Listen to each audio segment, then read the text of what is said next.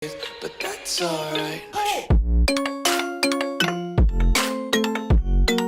Oh my god! Yo guys, what is up? Max in a Borderlands 3 video, and today we're going over the location for Maurice's black market vending machine, as well as I want to talk about some of the new information that just dropped about Wonderlands. So we'll do the vending machine first, and then if you want to stick around to hear some more Wonderlands news, I got you covered on that. Alright guys, let's get into the video. So for this week's vending machine, you'll want to come to Meridian Outskirts, and then as soon as you spawn in, just walk straight forward and then turn left. And it's one of the easiest vending machines to find. Also, apologize about my voice in this video. I quite literally just woke up, so it's a little grumbly. But this week's vending machine is the Headsplosion. Okay, very cool sniper rifle. Ton of fun. Does very good damage. Would give it a top 5 spot in the snipers. Definitely not the best sniper, but pretty good. The Magnificent trash pistol, don't use. And the Snowshoe, one of the best shields in the entire game. Oh, the Phase Grass constantly trigger Novas is a very cool one. I just got this anointment. That works pretty interesting with the Eternal Fist on Amara if you've never tried it, to just get constant Snow Novas. And of course, the action skill start Snowshoe is like one of the best shields you can use, especially on characters like Flak or Zane that have quick action skill times. And yeah, guys, that is it for the vending machine. I'd recommend picking up the Snowshoe or trying to get a 150, 90, or honestly, I'd go 125 splash Headsplosion. 125 Headsplosion's pretty nasty. All right, let's talk some Wonderlands. So the Wondercast happened the other day, and the creative director of the game, Matt Cox, came on to talk about endgame.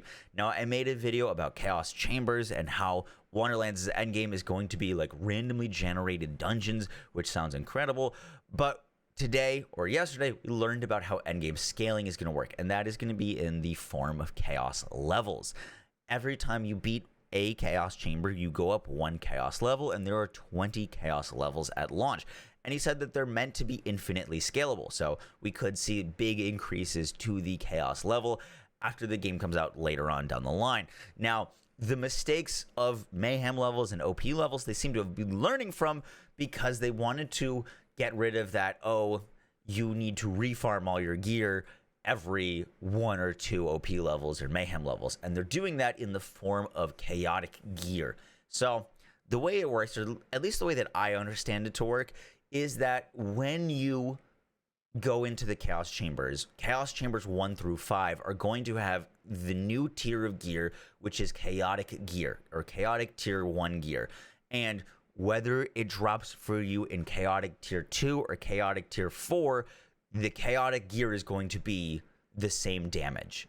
It is a group of weapons that are chaotic weapons that only drop in the Chaos Chambers, that their goal is to be powerful enough to get you to Chaos Tier 5, basically. So whether you're getting them in Chaos Tier 1 or 3, you're just going to be trying to collect them so that these weapons are powerful enough to get you to the Chaos Tier 5. Once you get into Chaos Tier 5, 6, 7, 8, 9, and 10, then you're going to unlock the Chaotic Tier 2, which is going to be a new set of powered up weapons and gear that is existing. I believe it's to be existing versions of weapons. So like just better versions of weapons that already exist in the game.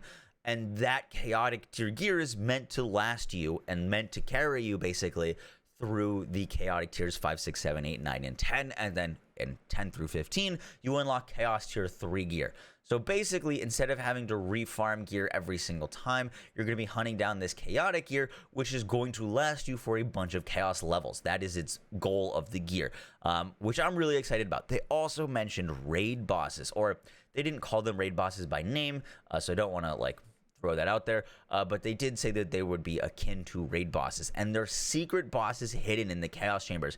These are not bosses that you can fight every single Chaos Chamber. Basically, sometimes in these randomly generated dungeons, you'll see a puzzle or something that's going to pop up that you need to solve or figure out, or a challenge you need to do that will unlock access to go fight one of these secret bosses. Now, the secret bosses are meant to be very challenging and will test players on different things. There's 3 at launch, and the way that they're designed is to, like, for example, they mentioned like one of them is going to test players' movement and their speed, and another one's going to be able to test precise aiming. Maybe it'll have like a crit spot that'll only be you'll only be able to damage this raid boss if you can hit its specific crit spot.